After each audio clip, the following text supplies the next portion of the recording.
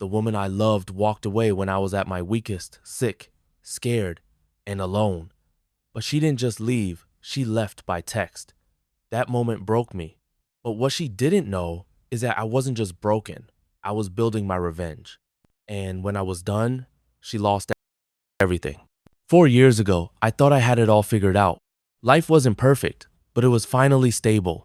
I was a widower who had done everything I could to build a solid life for my daughters. My oldest was just entering adulthood, my youngest still in her teens, and we were close. They'd been through enough. My goal was to give them peace, safety, and a sense of home. That's when I met her. We both lived in the same neighborhood. Both had daughters living at home. Both were professionals with careers we'd built from the ground up. She had a girl around 11, clever, funny, vibrant. Mine was 16. The girls hit it off almost immediately. And over time, so did we. It didn't feel rushed or reckless. It felt natural. Weekend hangouts turned into shared dinners. The occasional sleepover turned into every weekend. We talked about everything, our pasts, our kids, our hopes for the future. Before long, we were planning a life together. And not just in a theoretical sense. She had recently been diagnosed with a degenerative neurological condition. Nothing immediate, but eventually she'd lose mobility. It was hard news for anyone to process, but she handled it with strength. I wanted to make her life easier, not harder. So when we started talking seriously about building a home together, it wasn't just for convenience. We wanted a space built for her needs, ADA compliant, open, accessible, a house where we could grow old together and raise our daughters until they were ready to leave the nest. She'd sell her house. I'd keep mine for the time being. I owned a side construction business, so I began renovating her home to boost its value before we listed it. Landscaping, structural upgrades, kitchen and bathroom remodels, everything necessary to make it market ready.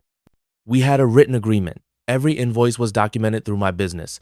Nearly 33, zero in improvements, all agreed to be paid once her house sold. I wasn't worried. She was someone I trusted, someone I loved. I was doing this for us, after all.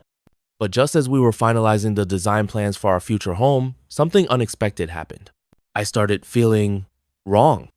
At first, it was little things, loss of appetite, fatigue. I chalked it up to stress. Between parenting, work, and renovation, I was pushing myself hard, but then came the vomiting, the blood.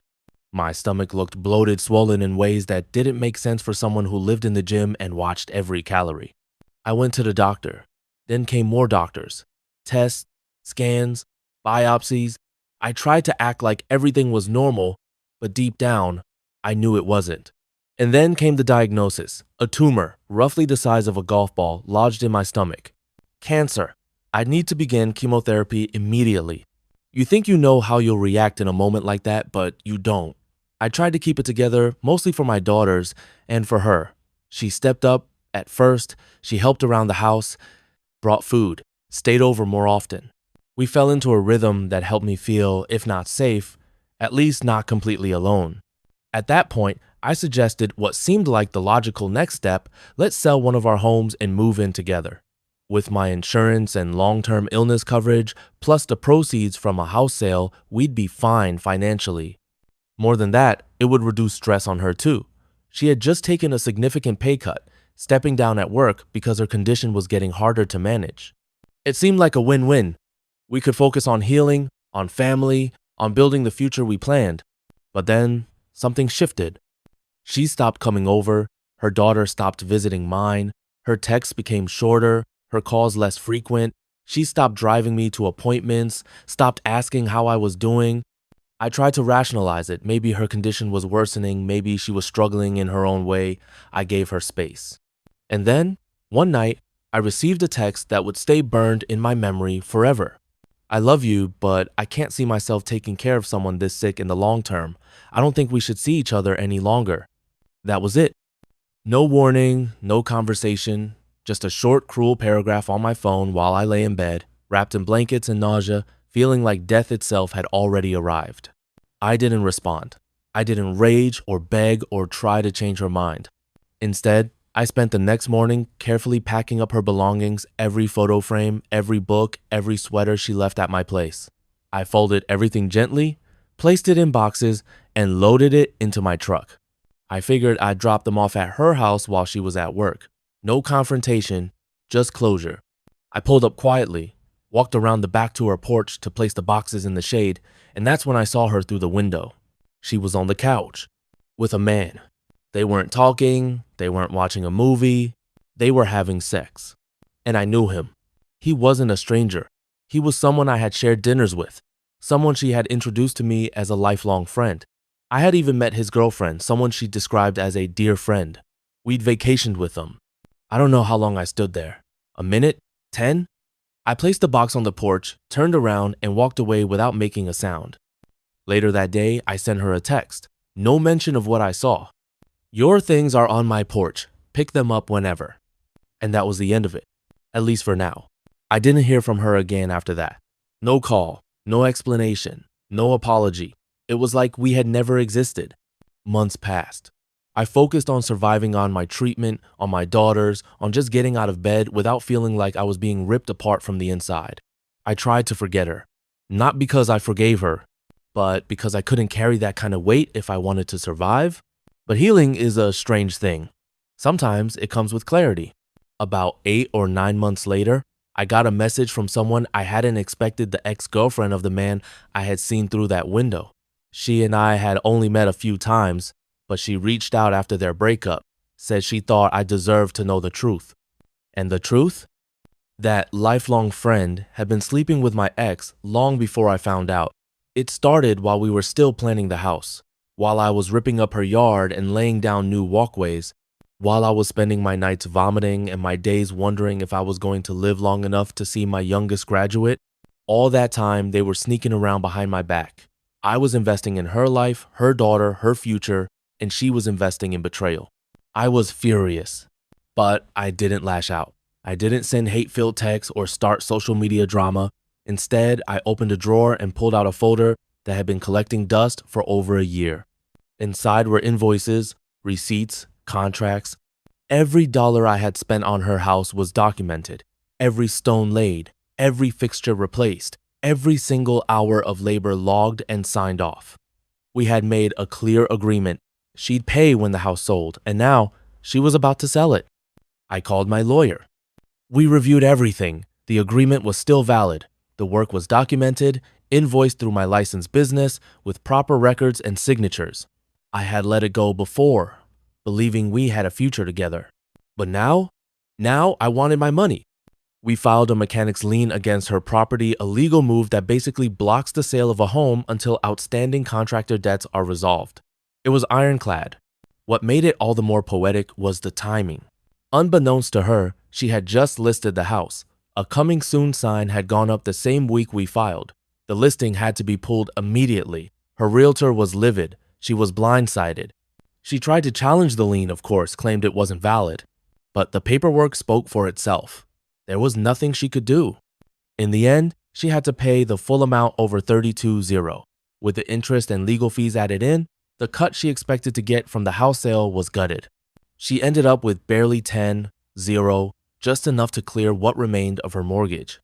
She couldn't go through with buying the new house she had picked out. She moved in with her eldest daughter, her son-in-law, and their 2 young kids. Her illness had progressed. By then she had gone on disability and left her job. No mobility, no money, no freedom. Meanwhile, I was healing. Slowly, sure, but healing nonetheless. I started walking again, then driving. I got my strength back bit by bit. My daughters were growing, and I was still here, still their dad, still standing. And her? She had gone from planning a new life to starting over from scratch in a crowded house she didn't want to be in, surrounded by the consequences of her own decisions. I didn't think much about her after that, not for a while, but life, in its strange way, wasn't quite done tying up this story. One afternoon, over a year later, I ran into her at a grocery store. She was in a wheelchair, exactly like we once planned for. Her face had aged not just from time, but from weight, the kind that comes with regret. She looked up and saw me. I could tell she didn't know what to say. We spoke for a few minutes, cordial but empty, like strangers holding hands through a pane of glass. She asked how I was doing. I told her I was better. She said the disease had progressed faster than expected.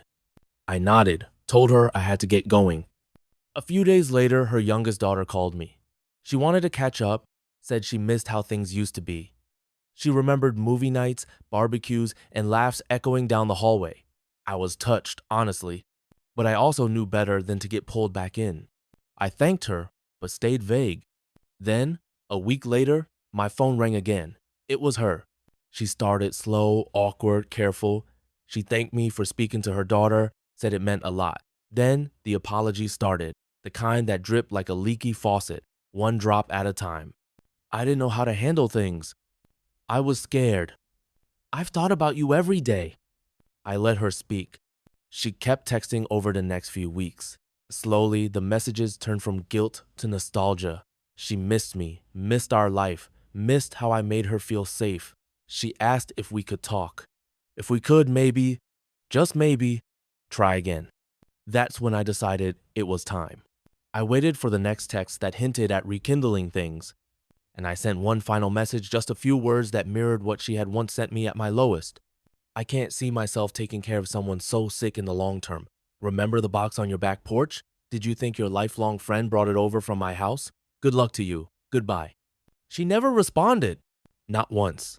I won't pretend that what I did was some perfect act of heroism. It wasn't clean. It wasn't easy. And it didn't make everything better. But it was just. And sometimes, justice is the only peace you get when the world has taken everything else. I didn't scream, I didn't cause a scene, I didn't humiliate her publicly or wish harm on her. I simply reminded her that actions have consequences, and that sometimes those consequences arrive long after the damage is done. You see, when someone betrays you during your darkest hour, when they step over your broken body to chase comfort elsewhere, you learn something about strength. Not just your own, but theirs. And in her case, when the real test of love came, she failed miserably. So I held her to her word. I let the invoices speak. I let the past catch up to her. And when she finally circled back, trying to find a piece of the comfort she once discarded like trash, I gave her her own words in return. I don't think revenge should be the goal, but I do think there's power in remembering who stood by you when the fire was burning and who ran as soon as the heat got uncomfortable. She once told me she couldn't picture herself caring for someone so sick in the long term. Turns out, neither could I.